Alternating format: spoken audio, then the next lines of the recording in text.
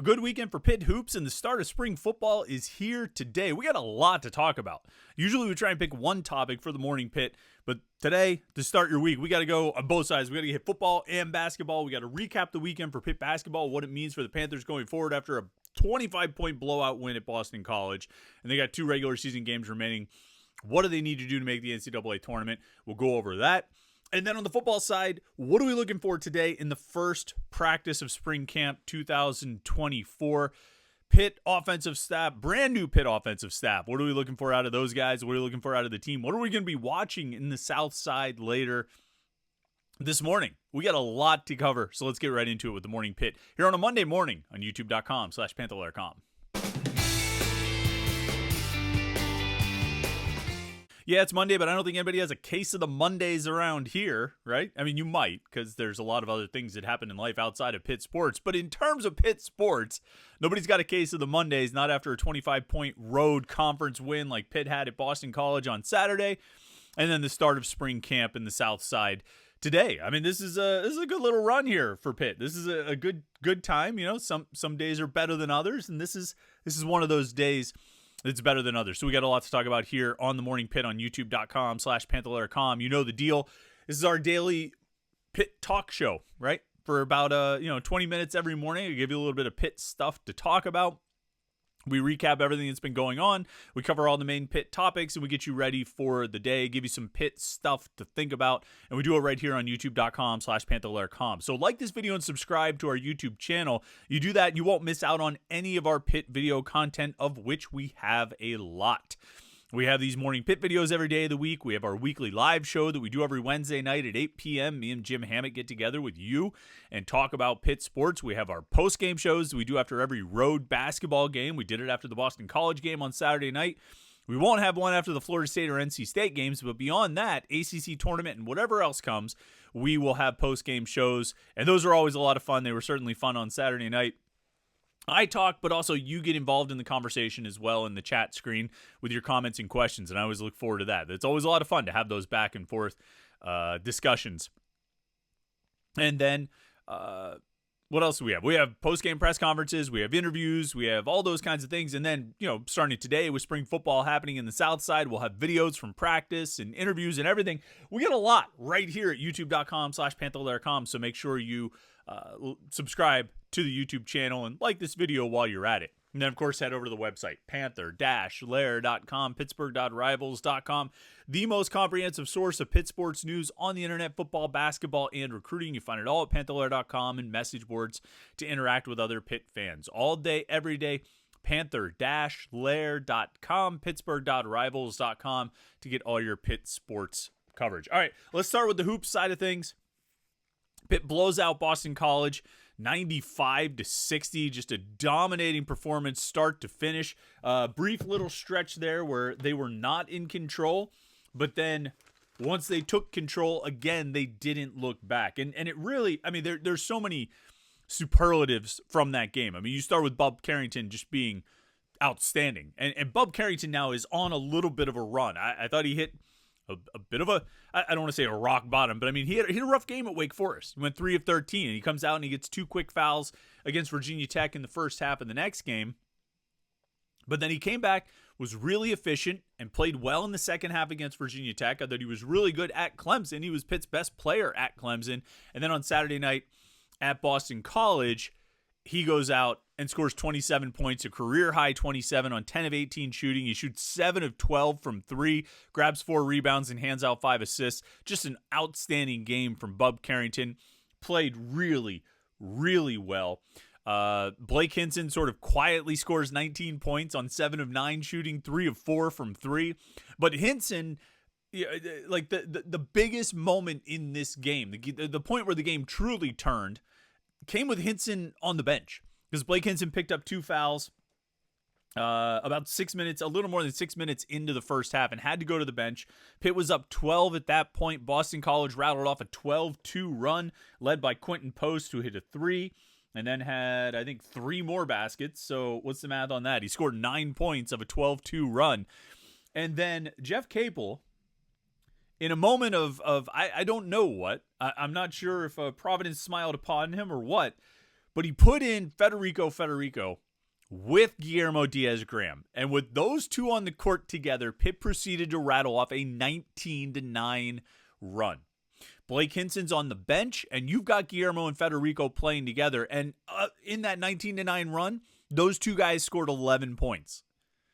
It was unreal. It was. I mean, I don't remember ever seeing Guillermo and Federico on the court at the same time, and certainly not for 7 minutes and 11 seconds like they were at the end of the first half. And they certainly, if there was another point where those two guys played together, I don't think I would have expected a very positive outcome. And Pitt got a extremely positive outcome to go from being up just 2 to ending up going into halftime up by 15. That's a pretty strong run and pretty strong stretch of play from those two guys to really kind of take this game over. And I keep saying a 19-2 run.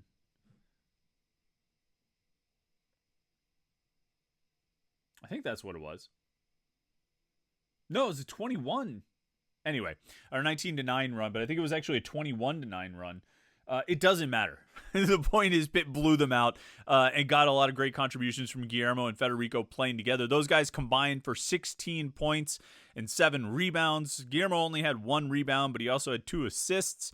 Federico had 8 points and 6 rebounds. He was 4 of 4 from the field. He didn't make any free throws, but at this point I don't think we expect him to.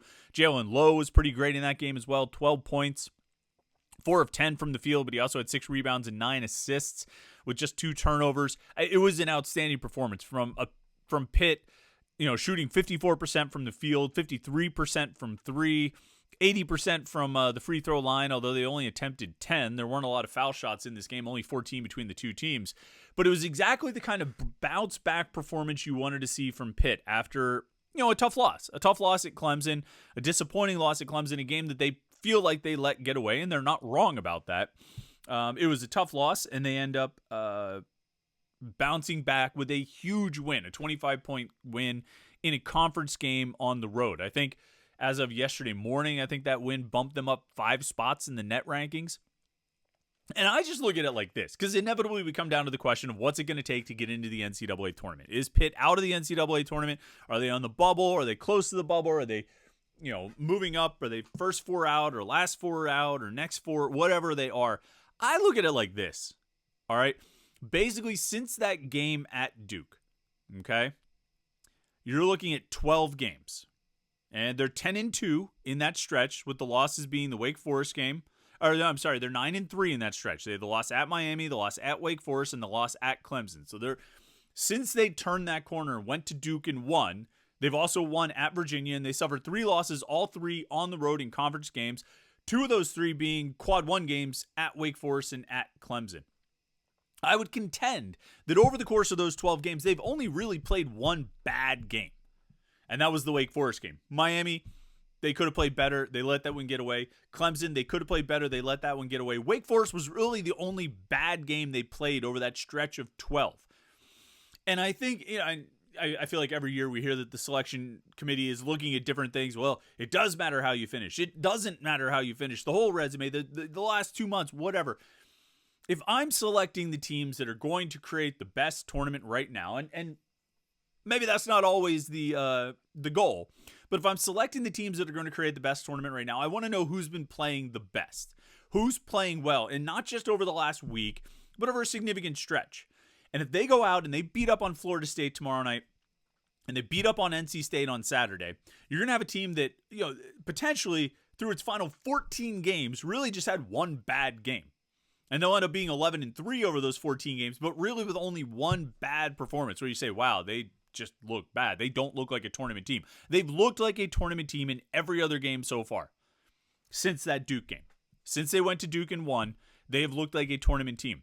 And when they're at their best, which they've been at multiple points over this stretch, they have looked like one of the most dangerous teams in America. After the Louisville game, after Blake Hinson scored 41, I think the Monday morning Pitt was, is Pitt the most dangerous team in America? And it's slightly tongue-in-cheek, slightly to try and drive engagement. It was clickbait. I mean, it was clickbait. That's what you put a headline on your video to get a lot of people to watch it, and I think it worked. I think a lot of people watched the video. So it was clickbait, and I fully admit it, and I'm not – I don't have any shame about it. But I think when they're at their best, or even – and they don't have to be as ridiculously good as they were at Boston College, just pretty good. Like playing at like 80% of their best, they are dangerous to every team in the country. They can compete with anybody in the country. And that's the way they're playing right now, fresh off that Boston College game. Blake Hinson scored 19 points and was like the third or fourth headline in this game for Pitt. Bub Carrington and Jalen Lowe are really coming into their own. Carrington is hitting his stride. Lowe has been hitting his stride. Ishmael Leggett continues to contribute in so many different ways. Zach Austin's finding ways to contribute. You got a good game out of the centers on Saturday. And, Hinson's Hinson. Blake Hinson's one of the most exciting players in college basketball. And he's got a surrounding cast that makes this team so, so dangerous. If they win the next two, if they don't have any major slip-ups, and they win the next two, and they win at least one game in the ACC tournament, they will be a team that no one wants to see in the NCAA tournament. They will be a team that anybody would look at and be like, these guys are a matchup problem because they've got four guys, at least. They can run lineups out there with Carrington, Lowe, Leggett, and Hinson, and I don't know who we defend in that. I don't know who we focus on. We focus on Hinson, I guess, but Lowe and Leggett and Carrington can kill us too. That's if they make the NCAA tournament.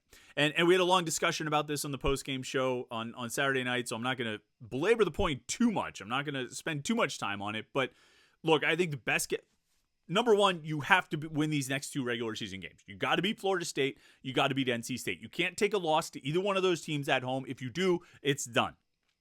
If you lose one of these two games, I don't think you get in unless you win the ACC tournament.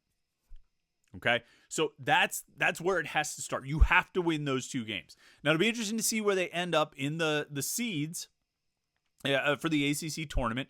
If they win both of those games, there's a chance that they could get a double bye. I don't think that's the best outcome, to be honest. I think the best outcome is that they get a single bye, finish in that 5 to 8 range, and play on Wednesday. Because you play on Wednesday, you're going to get a team like Virginia Tech or Notre Dame or Georgia Tech or somebody like that. And you don't take any win for granted. You can lose to anybody on any given night, but you got a pretty good chance of winning those games. To me, the most important thing you can do in the ACC tournament, short of winning the whole thing, is to stack wins. And I think playing on Wednesday, playing on day 2, gives you the best opportunity to stack wins. I'm not ruling out the possibility of winning on Thursday. But I think if you play on Wednesday, you've got a greater likelihood of getting one win and, by extension, 2. You don't need to make the championship game. But if you can get to Friday with wins on Wednesday and Thursday, now you're looking at, what would they be at, 23 wins?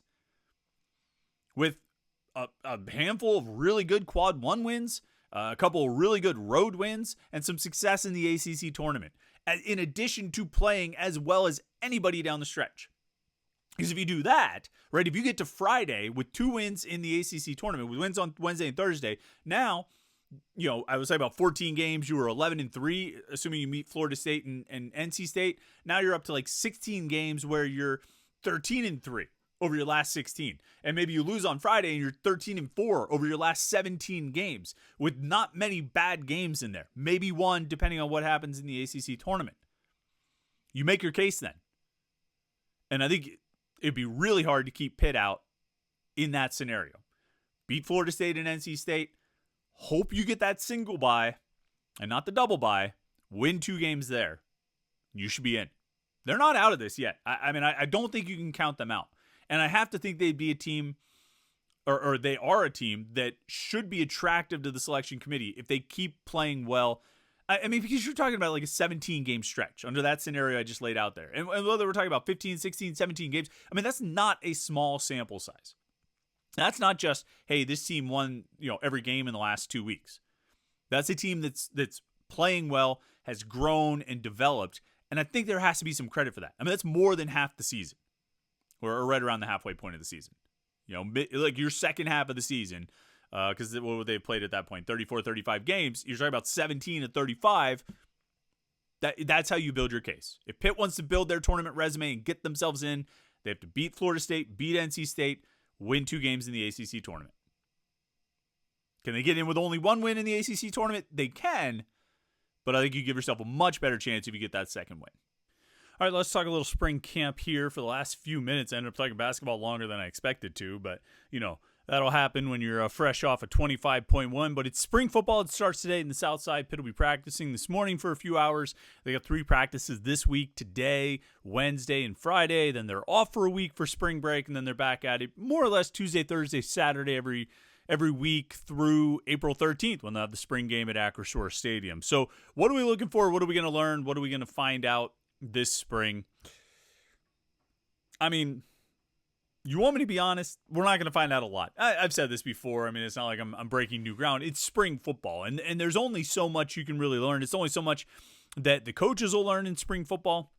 There's only so much that the players will learn in spring football. It's only so much that'll be accomplished in spring football, and certainly from the outside when we're watching a little bit of practice each day and trying to piece together whatever we can, there's only so much that we're going to learn, media and fans on the outside from spring football. But there's still going to be interesting things to see. There's still going to be interesting things to observe. I talked last week about some of the big storylines about how this is going to be a huge spring camp, bigger than any that I can remember in terms of just the sheer numbers of guys.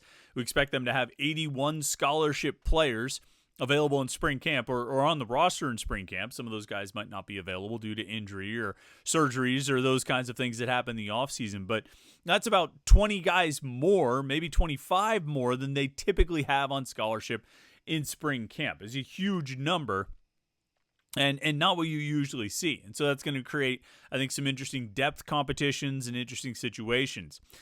I just can't get over thinking about the defensive line. I mean, for all the questions that exist about the offense, for all the questions about the quarterback, for all the questions about what the offense is going to look like, what Cade Bell is going to do, what this all new coaching staff is going to do. I asked in the 3-2-1 column on Friday, did they get that big offensive addition out of the transfer portal? Did they get what they needed? Particularly like wide receiver out of the transfer portal. All that stuff aside, I still think the defensive line across the board, all 4 positions, might be, it might have the most question marks, it might have the most storylines, it might have the most intrigue, and might be the biggest concern facing this team. Now, I mean, I say that, and they might go out in week 1 or week 2 more likely, and the offense might be a complete mess, and they haven't fixed anything, and they're not any better, and they still can't score. That's entirely possible. I think, though, between now and then, I'm going to keep talking about the defensive line and asking questions about the defensive line. Because while I wrote in the 3-2-1 column on Friday about, did they, where was the big addition on offense from the transfer portal? I mean, that question could be asked about defensive tackle as well. They added Nick James, the former 4-star prospect who went to Indiana, and that's good. That seems to be a good addition on pedigree alone. But that was it at defensive tackle in terms of players they brought in from the transfer portal. They lost 3 seniors to graduation, to eligibility running out with Devin Danielson and Tyler Bentley and David Green. They also lost DeAndre Jules to the transfer portal himself. And that's a lot of departures. Even if Danielson, Bentley, and Green didn't produce a whole lot, they're bodies, and they're guys who had played a lot, and they're guys who had a lot of experience and could take up spots on the roster and take up spots on the 2-deep. And there hasn't really been much done to replace them. They signed 2 recruits in the class with Francis Brew and Jasir Whittington. They happen to be both 4-star prospects, and that's great. But they're not the guys who are going to replace Danielson, Bentley, Green, and Jules in the 2-deep and ultimately in terms of production. You're not going to get Francis Brew and Jasir Whittington, playing at that level.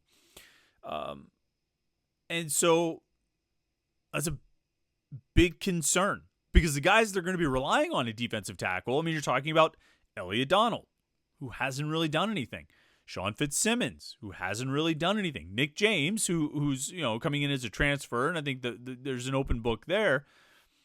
Isaiah Neal, redshirted last year. And that's it for returning players and upperclassmen, unless I'm forgetting someone. And so, we hear about Nakai Johnson moving inside from defensive end to defensive tackle. Maybe they take somebody like Sincere Edwards, who enrolled early as a defensive end, another 4-star guy. Maybe he moves to defensive tackle.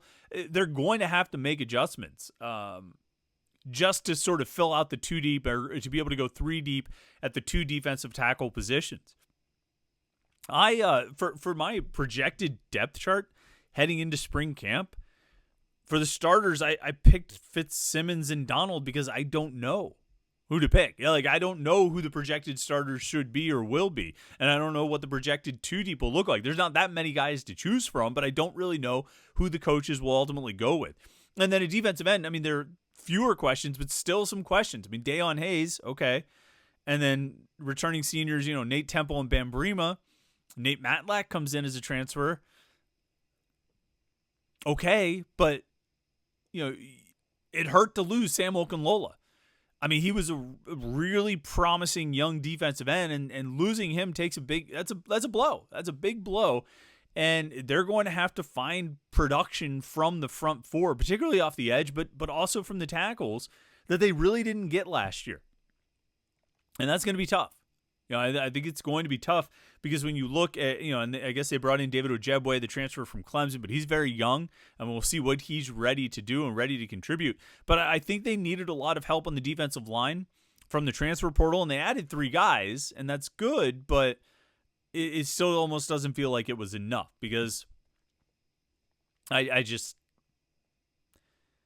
a lot of questions. There are going to be players who surprise us, players who do things for the first time in their careers, and that's part of college sports. It always happens, but you're going to be relying on a lot of those guys along the defensive line. So, I mean, there's a lot of question marks. There's a lot of storylines heading into spring camp today, but for whatever reason, the defensive line is just stuck in my head. I just can't get over thinking about that group and who they are, where they are, what they're going to be, how they're going to line up. It's all up in the air right now, in addition to all the questions about quarterback, offensive guard, middle linebacker, cornerback, wide receiver, punter. There are question marks all over the place, but the defensive line just really sticks out to me. What's your biggest question heading into spring camp? I should have asked this. We should have done I actually thought about doing a live stream last night, like a pre-spring camp live stream, but we're not going to do that. We will have our weekly live show on Wednesday night at 8 o'clock.